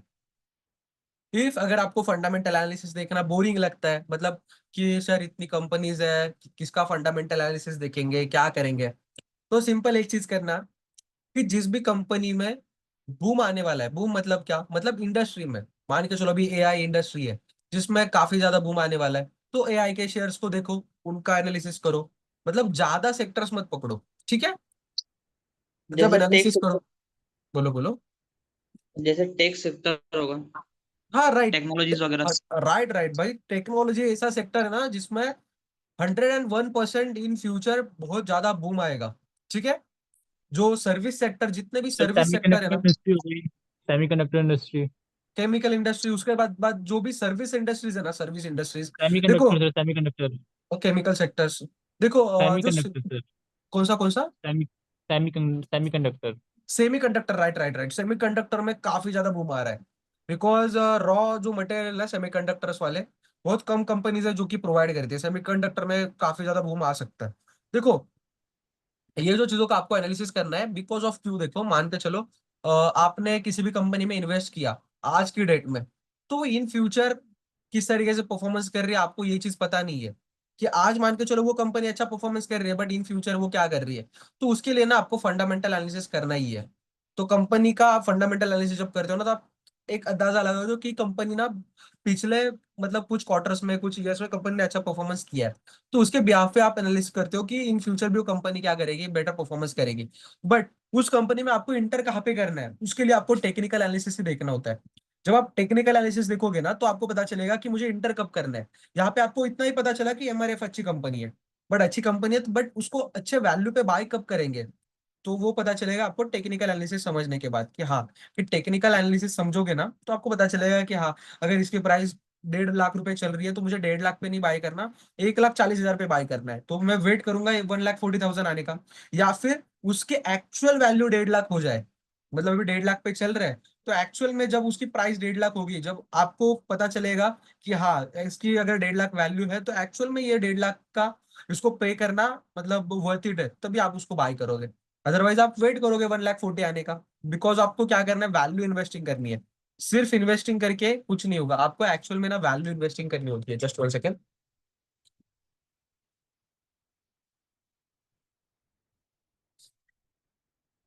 तो आपको है ना वैल्यू इन्वेस्टिंग के ऊपर ज्यादा फोकस करना है, ठीक है। तो जितना टेक्निकल एनालिसिस उसके साथ साथ फंडामेंटल एनालिसिस दोनों को कोऑर्डिनेट करके जितना आप यूज करोगे, डेफिनेटली उतना बेटर आपको रिटर्न्स मिलेंगे, ठीक है। Clear everyone? Rehan ji clear हुआ, दिलबर जी यस आपको? यस। Yes sir. ओके, तो किसी का कोई डाउट है इसके बारे में? हो किसी का गया। कोई डाउट है? ओके, आपका कोई डाउट नहीं है और बाकी? नो चलो सर। तो शायद फंडामेंटल एनालिसिस आपको काफी हद तक समझ आया होगा, बट आपको यहाँ पे इतना ही पता चलता है कि कौन सा शेयर बाय कर सकते हैं हम, कौन सी कंपनी बेटर है। बट जब आप टेक्निकल एनालिसिस इसको यूज करोगे ना चार्ट के ऊपर, तो डेफिनेटली आपको ये पता चलेगा कि कौन से शेयर को मुझे कब बाय करना है। तो वो भी चीजें हम धीरे धीरे करके समझेंगे। ठीक है, तो ना मैं एक छोटा सा आपको टेक्निकल एनालिसिस, कल से जो टेक्निकल एनालिसिस का लेक्चर हम स्टार्ट करेंगे, बट ना कुछ चीजें होती है जो कि मैं आपको आज के लेक्चर में एक्सप्लेन करने वाला हूँ कि टेक्निकल एनालिसिस स्टार्ट करने से पहले देखो कुछ टर्मिनोलॉजीज है जो कि आपको समझनी आनी चाहिए, कि स्टॉप लॉस है, टारगेट है, वो चीजें हम डे बाय डे सीखेंगे, धीरे धीरे उनको भी समझेंगे। बिकॉज मैं डायरेक्टली बर्डन नहीं डालना चाहता। बिकॉज आपने जो भी चीजें मैंने आपको बताई, पी रेशोज है, ये रेशोज है, उसको किस तरीके से देखना होता है, 100 से कम होना चाहिए, ये होना चाहिए, वो होना चाहिए, हर एक ने नोट करके रखा है ना, कि इन फ्यूचर ऐसा नहीं होना चाहिए कि जब आप फंडामेंटल एनालिसिस देखने जाओगे तो आपको पता चलेगा कि सर हमने वो नोट ही नहीं करके रखा, लिखा ही नोट नहीं है, से तो सर। रिकॉर्डिंग्स प्रोवाइड करो। चलो नोट्स बनाए हुए हैं, चलो अच्छी बात है। तो मैं ये चाहता हूँ कि कल का जो लेक्चर होगा, जब आप कल के लेक्चर में आओगे, तो आप पर्सनली कोई भी एक शेयर ले लेना, कोई भी एक शेयर जिसका आप फंडामेंटल एनालिसिस करोगे, और मुझे कल आके बताओगे कि वो कंपनी इन्वेस्टमेंट करने के लिए बेटर है कि नहीं, उसके फंडामेंटल्स अच्छे हैं कि नहीं। ठीक है, एमआरएफ अभी एक रेपुटेड कंपनी है, एक अच्छी कंपनी है, तो डेफिनेटली उसके फंडामेंटल्स काफी हद तक अच्छे हैं, बट उसकी शेयर प्राइस थोड़ी ओवर वैल्यूड है। बस इतना ही उसका क्या है, कौन है बस। ठीक है, तो आप में से हर एक पर्सन ना कोई भी एक शेयर शेयर पिक करोगे, एक 15 से 20 मिनट लगते हैं, 10 मिनट लगते हैं मैक्सिमम, तो आपको भी पता चलेगा कि कंपनी बेटर है कि नहीं। इफ अगर आपके पास लैपटॉप नहीं है, टैब नहीं है, तो आप सीधा फोन पे जाओ, फोन पे भी गूगल है, गूगल पे स्क्रीनर है, स्क्रीनर पे जाओ और देखो कंपनी के बारे में। तो हर एक पर्सन यहाँ से आके मुझे कल बताएगा कि कौन सी कंपनी बेटर है, कि थोड़ा मुझे भी पता चलेगी कौन सी कंपनी में इन्वेस्ट कर पाऊंगा मैं। बताओगे यस ना? सर। ठीक है, तो हर एक पर्सन से मैं चाहता हूँ कि हर एक पर्सन एक ना छोटा ऐसा एनालिसिस करके आए, बिकॉज मुझे भी पता चलेगा कि आपके एफर्ट्स किस तरीके से जा रहे हैं। तो उसी तरीके से जो नेक्स्ट लेक्चर होंगे उसमें हम और भी चीजें काफी हद तक ऐड करेंगे। ठीक है, तो देखो कल का लेक्चर जो होगा ना वो टेक्निकल एनालिसिस के ऊपर डिपेंड होगा। तो कल टेक्निकल एनालिसिस का सबसे बेस होता है कैंडल स्टिक, चार्ट पैटर्न्स, ये सारा बेस है। बट इसको अप्लाई करना होता है ट्रेडिंग व्यू पे। तो ट्रेडिंग व्यू कैसे यूज करना होता है ना, वही किसी को पता नहीं होता। तो आज के लेक्चर में हम थोड़ा सा उसके बारे में देखते हैं कि ट्रेडिंग व्यू किस तरीके से यूज करना होता है। तो चलो मैं स्क्रीन पे लेके चलता हूँ एवरीवन, सभी लोगों को। सभी लोगों को स्क्रीन विजिबल है मेरी? Yes sir. एवरीवन यस देखो, सर। यस यहाँ पे गूगल पे आने के बाद सर। ना, चलो यहाँ पे गूगल पे आने के बाद यहाँ पे आप सर्च करोगे ट्रेडिंग व्यू, क्या सर्च करोगे? ट्रेडिंग में। Trading view. Trading view search करने के बाद आपको ना एक फर्स्ट लिंक आ जाएगी ट्रेडिंग व्यू की, उसके ऊपर आपको क्लिक करना है। उसके बाद यहाँ पे आप सर्च करोगे किसी भी शेयर के बारे में। चलो यहाँ पे निफ्टी, इसके बारे में आपको बताऊंगा मैं कि निफ्टी एक्चुअल में होता क्या है। देखो यहाँ पे आपको काफी सारी चीजें दिख रही है, काफी चीजें दिख रही है। तो ये एक्चुअल में क्या है, तो इसको हम समझते हैं।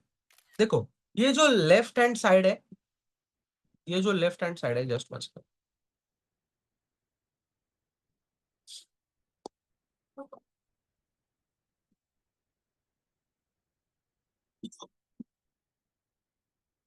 Just one second. ये जो लेफ्ट साइड है ना, ये जो पूरे टूल है, ये सारा टूल बॉक्स है। क्या है टूल बॉक्स? तो इसको मैं बताता हूँ आपको टूल बॉक्स होता क्या है और इससे करना क्या होता है।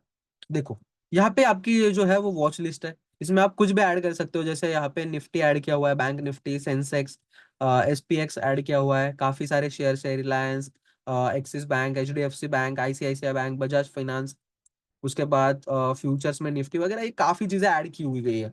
तो ये क्या है, ये एक वॉच लिस्ट है, इसमें आप कुछ भी ऐड कर सकते हो। आपको देखना है रिलायंस का शेयर, तो आप इसमें रिलायंस ऐड करो, यहाँ पे ऐड का ऑप्शन है, यहाँ पे आप ऐड में जाके रिलायंस ऐड कर सकते हो। Just one second.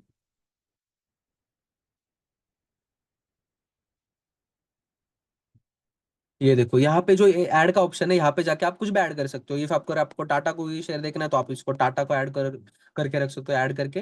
देखो यहाँ पे, चलो यहाँ पे ये मेरी वॉच लिस्ट है, यहाँ पे मुझे टाटा का शेयर ऐड करना है, तो यहाँ पे मैं गया, टाटा मोटर्स मुझे ऐड करना है। तो यहाँ पे देखो टाटा मोटर्स, तो इसके ऊपर देखो सिंपली मुझे क्या करना है, इस ऐड बटन के ऊपर क्या करना है, क्लिक करना है। तो चलो मैं यहाँ पे ऐड करता हूँ, तो टाटा मोटर्स ऐड हो जाएगा मेरी वॉच लिस्ट में। देखो यहाँ पे मैंने ऐड किया, तो यहाँ पे देखो नीचे ऐड नहीं हुआ शायद, जस्ट 1 सेकेंड। ये देखो यहाँ पे मैं प्लस पे क्लिक करता हूँ। सॉरी सॉरी, ये मैंने लॉग इन नहीं किया हुआ है। यहाँ पे दिखाता हूँ मैं जस्ट आपको।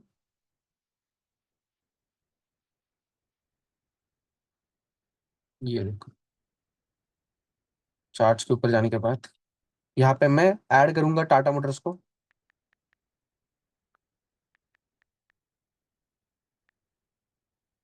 ये देखो मैंने ऐड कर दिया, तो देखो यहाँ पे वॉच लिस्ट में मुझे टाटा मोटर्स दिखा, आपको यहाँ पे शो हो रहा है मुझे टाटा मोटर्स। तो भी आप बोलोगे सर ये क्या ओपन किया, ये मैंने ऐप डाउनलोड किया हुआ है। आप अगर गूगल पे, इस पे ऐप स्टोर पे जाओगे तो ऐप स्टोर पे भी मिलेगा आपको, या फिर प्ले स्टोर पे भी आपको ऐप मिलेगा ट्रेडिंग व्यू का।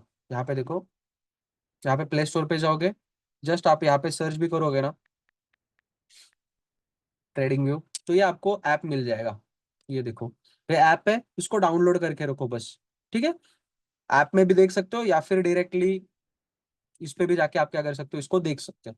तो यहाँ पे वॉच लिस्ट है, जिसमें आप कुछ भी ऐड कर सकते हो। जैसे मुझे भी जो कि बार बार जो चीजें मुझे देखनी होती है, उसको मैंने क्या किया हुआ है, यहाँ पे ऐड करके रखा है। ठीक है, उसके बाद यहाँ पे देखो, ये जो निफ्टी लिखा हुआ है दिख रहा है ना सभी को, यहाँ पे निफ्टी।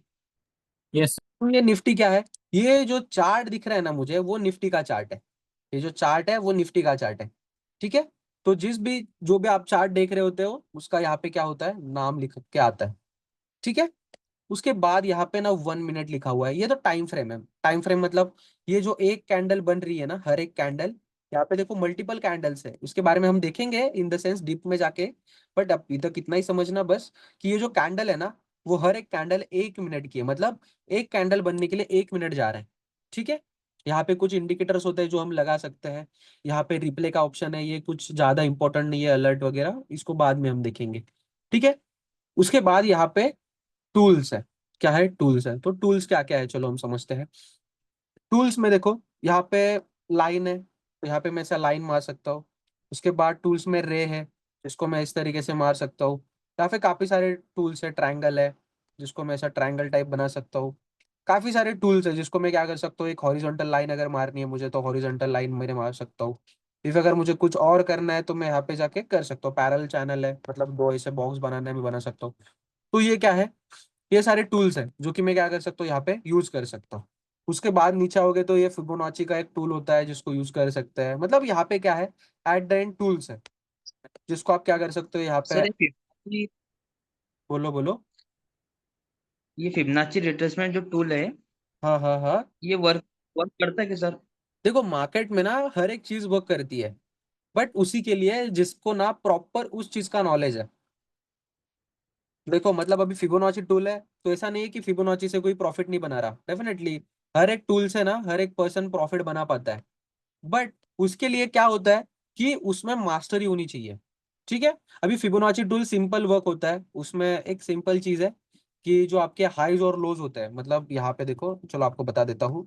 ये फिबोनाची टूल है, इसको हाई से लेके लो तक क्या करना होता है, मार्क करना होता है। और इसको आप क्या करोगे, राइट साइड के लिए मान के चलो एक्सटेंड किया मैंने। तो ये जो बॉक्स होता है ना, ये जो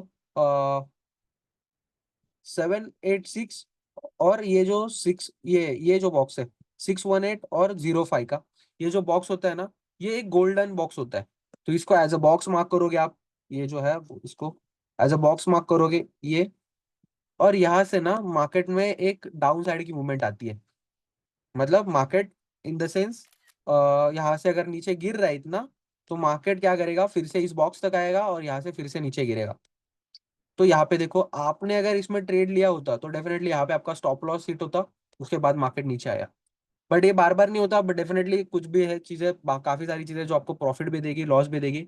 बट आपको मैं काफी चीजें सिंपल करके सिखाने वाला हूँ, आप ज्यादा टेंशन मत लेना। डेफिनेटली जो भी मैं चीजें आपको गाइड करूंगा, डेफिनेटली वो चीजें इन द सेंस मार्केट में वर्क होती है काफी बार। ठीक है, तो हम काफी चीजों को सिंपल करके सीखेंगे। ठीक है, तो यस। चलो यहाँ पे कुछ टूल्स है। ये रेक्टेंगल का टूल है, जिसमें आप रेक्टेंगल ड्रॉ कर सकते हो, या फिर स्क्वायर ड्रॉ कर सकते हो। आपको कुछ बॉक्स वगैरह मार्क करने, तो यहाँ पे जैसे मैंने बॉक्स मार्क किया, कुछ लेवल मार्क करनी है, कुछ सपोर्ट मार्क करना है, कहीं पे डिमांड जोन मार्क करना है, तो ऐसे में इसको यूज कर सकता हूँ। ये सारे टूल्स यहाँ पे कुछ इमोजीज वगैरह है जो कि अगर मुझे कभी एज इंटरेस्ट के लिए मुझे लगाना है तो काफी सारे यहाँ पे ये इमोजीज है। यहाँ पे आपको टाइम फ्रेम्स मिलते हैं, जैसे डे 1, डे 5 डे का चार्ट दिख रहा है, 1 मंथ का चार्ट दिख रहा है, 3 मंथ, 6 मंथ, 1 ईयर का, काफी सारे यहाँ पे चार्ट दिखते हैं। तो इसके ऊपर आप क्लिक करोगे तो यहाँ पे चलो आपने 5 डे के ऊपर क्लिक किया तो ये जो पूरा सिनारियो आपको दिख रहा है यहाँ से, ये जो है यहाँ से लेके यहाँ तक ये 5 दिन है, 5 डेज है। तो वैसे ही 1 मंथ पर क्लिक करोगे तो यहाँ से लेके यहाँ तक जो भी दिखेगा आपको वो 1 मंथ का चार्ट होगा। जैसे चलो यहाँ पे देखेंगे हम फिर भी, देखो यहाँ पे 1 मंथ के ऊपर क्लिक किया तो ये जो पूरा मुझे दिख रहा है चार्ट यहाँ से लेके यहाँ तक, ये पूरा 1 मंथ का है। ठीक है, क्लियर, क्लियर हुआ सभी को? Yes sir. चलो। फिर यस ये सर। देखो ये वॉच लिस्ट होती है, ये जो है वो ये जो टूल है ये आपका वॉच लिस्ट है। ठीक है, यहाँ पे आपको अगर स्क्रीन फुल करना है तो यहाँ पे आप जाके फुल स्क्रीन कर सकते हो। चलो यहाँ पे देखते हैं, तो इसके ऊपर मैंने क्लिक किया तो स्क्रीन मेरा पूरा फुल हो चुका है। ठीक है, ये जो आपको नीचे कैंडल्स दिख रहे हैं ना वो वॉल्यूम है, जस्ट मैं इसको बंद कर देता हूँ, जस्ट 1 सेकेंड। ये देखो ये पूरा आपको क्लीन चार्ट दिख रहा है। तो इसको हम पूरा स्टडी करेंगे, पूरा डिप में जाएंगे, बिकॉज मैं खुद एक ट्रेडर हूँ तो मुझे पता है कि क्या सारी चीजें मार्केट में देखनी होती है। तो डेफिनेटली काफी हद तक बेटर चीजें मैं आपको एक्सप्लेन कर पाऊंगा। ठीक है, बट आपका उतना पेशेंस होना चाहिए, आपकी प्रैक्टिस भी उस तरीके से होनी चाहिए। ऐसा नहीं है कि मैंने आपको कुछ चीज बताई, आपने उसको प्रैक्टिस नहीं कर रहे हो, प्रैक्टिस नहीं कर रहे हो, उसको प्रैक्टिकली अप्लाई नहीं कर रहे हो, तो डेफिनेटली फिर आप नहीं उससे प्रॉफिट भी बना पाओगे और अंडरस्टैंड भी नहीं कर पाओगे मार्केट को। बट हाँ, इफ अगर मैं कुछ सिखा रहा हूँ तो आप उसको जाके बैक टेस्ट कर रहे हो, देख रहे हो घर पे जाके, तो डेफिनेटली एक अच्छे प्रॉफिट जो है मार्केट से बना पाओगे। ठीक है, बट उसके लिए टाइम लगेगा, पेशेंसली वेट करना पड़ेगा हर एक चीज के लिए आपको। Clear, yes clear sir. Everyone? तो ये टूल इंपॉर्टेंट था बिकॉज इसी के ऊपर हम चार्ट्स वगैरह जो है वो सारे इसी के ऊपर जो है वो हम देखते हैं। ठीक है, जस्ट 1 सेकेंड। क्लियर है सारी चीजें सभी लोगों को? यस। यस सर, अभी तक Everyone? क्लियर। Yes sir. ठीक है, किसी को कोई डाउट है? कुछ भी डाउट हो सकता है किसी को कि सर ऑप्शंस के बारे में नहीं सर फ्यूचर ये नहीं समझा हमें कि फंडामेंटल एनालिसिस किस तरीके से करना है, या फिर और कुछ आपको कोई डाउट, जो भी आज चीजें हमें हमने सीखी उसके बारे में। बिकॉज ऐसा नहीं होना चाहिए सर हमें स्ट्रैटेजी बता दो, नहीं, कि आज का जो भी चीजें हमने सीखी उसके बारे में कुछ डाउट है क्या किसी को, तो हम क्लियर करेंगे। बिकॉज काफी चीजें हैं जो हम आगे के लेक्चर्स में सीखने वाले हैं, काफी हम वैल्यू ऐड ऑन करेंगे इसमें। देखो और एक बात मैं सबको बताना चाहता हूँ, जब आप सर प्रैक्टिकली चीजें, प्रॉफिट रेट, बोलो बोलो बोलो। सर प्रॉफिट रेशो में थोड़ा समझ में नहीं आया। Profit ratio, price to earning ratio बोल रहे हो, प्रॉफिट रेशो नहीं होता, तब क्या पूछ रहे फिर हो? यस। पी रेशो, देखो प्राइस टू अर्निंग रेशो होता है वो। पी रेशो मतलब एक्चुअल में देखो क्या, मान के चलो मेरी कंपनी है, मान के चलो जस्ट वन सेकंड, मान के चलो मेरी कंपनी है, उसमें ना मेरा कुछ प्रोडक्ट है जिसको मैं बेच रहा हूँ, मान के चलो ये पेन है जिसको मैं बेच रहा हूँ। तो इस प्रोडक्ट से मान के चलो मैं 2 रुपए कमाने वाला हूँ, या फिर 1 रुपए कमाने वाला हूँ, इस प्रोडक्ट से मैं 1 रुपए कमाने वाला हूँ। बट मैं ये प्रोडक्ट बनाने के लिए मैंने खर्चा कितना किया, मतलब 1 रुपए कमाने के लिए मैंने इस प्रोडक्ट के ऊपर टोटल खर्चा कितना किया। तो मेरा मार्केटिंग है, मेरा मैन्युफैक्चरिंग है, मेरा काफी सारी चीजें होती है, एडवर्टाइजमेंट्स है, उसके बाद इसके जो भी डिस्ट्रीब्यूशन कॉस्ट है, हर एक कॉस्ट 1 रुपए कमाने के लिए मुझे कितना कॉस्ट पे करना पड़ रहा है। मतलब आप कंपनी को 1 रुपए कमाने के लिए, कंपनी अगर 1 रुपए कमा रही है तो आप कंपनी को 1 रुपए कमाने के लिए कितना पे कर रहे हो, उसको हम बोलते हैं पी रेशो। मतलब एक्चुअल में वो 100 रुपए से कम क्यों होना चाहिए, इसका मैं एग्जांपल देता हूँ। मैंने आपको जैसे बताया कि पी रेशो 100 रुपए से कम होना चाहिए। अभी एमआरएफ ये जो टायर इंडस्ट्री है उसका 35 बहुत कम है, काफी अच्छा है ये पी रेशो है।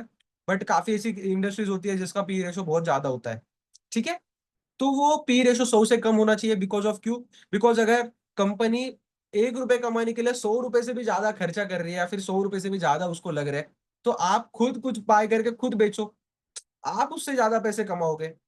कंपनी को क्यों पैसे देने? इफ इतना पैसा कंपनी अगर खर्चा कर रही है 1 रुपए कमाने के लिए, तो उससे बेटर है कि आप खुद खुद भी कुछ प्रोडक्ट बेच दो 100 रुपए वाला, उससे आप 5-10 रुपए कमाओगे। तो कंपनी को क्यों देना इतना पैसा? तो ये मेरा कहना है, या फिर फंडामेंटल एनालिसिस भी यही कहता है कि आपका पी रेशियो जो है अप्रोक्स 35 या फिर 60, 80, 70 है तो बहुत बेटर है, बिकॉज कंपनी ₹1 कमाने के लिए 70-80 क्या कर रही है, खर्चा कर रही है। तो सिंपल इतना ही ध्यान रखना कि पी रेशियो जो है वो ₹100 से कम होना चाहिए। सिर्फ अगर फिनेंस की कोई कंपनी है तो उसका अगर ज्यादा होगा तो ठीक है, बैंकिंग सेक्टर है थोड़ा ज्यादा होगा तो ठीक है। फाइनेंस और बैंकिंग, अभी आप बोलोगे फाइनेंस और बैंकिंग इसमें डिफरेंस क्या है?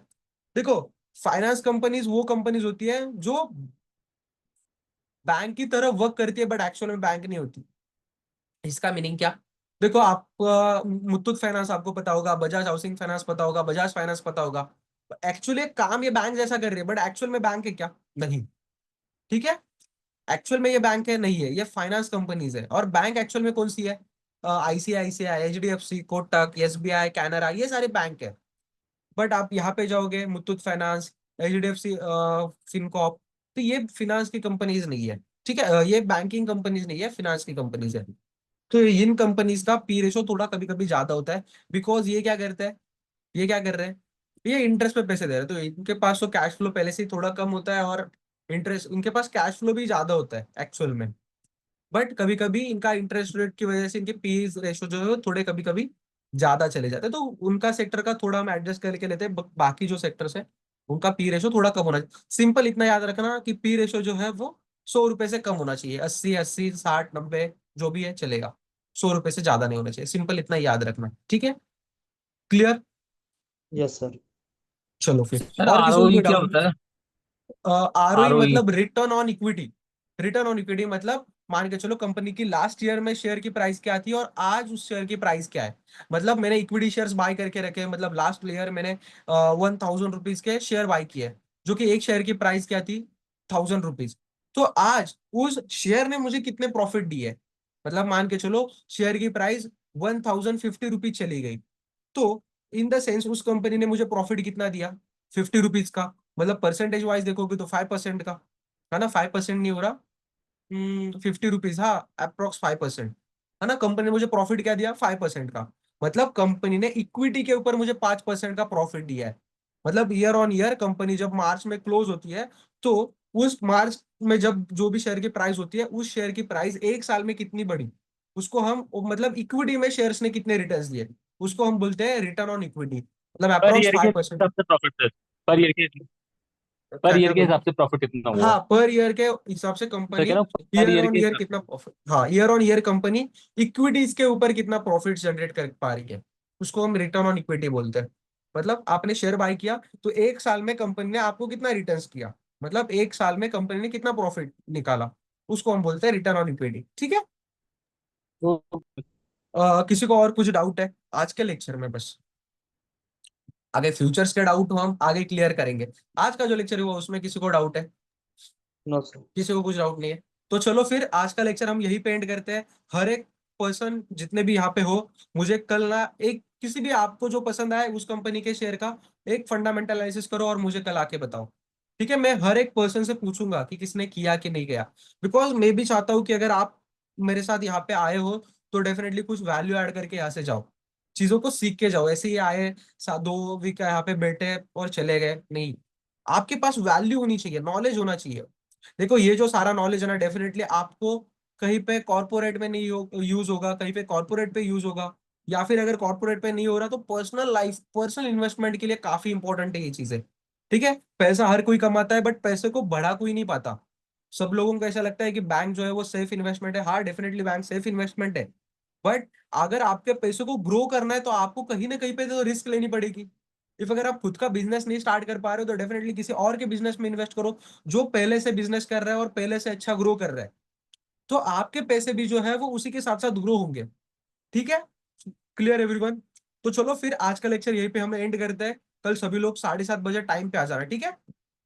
Yes sir. ओके चलो सर। फिर, bye bye everyone, good night. चलो फिर, बाय बाय बाय बाय।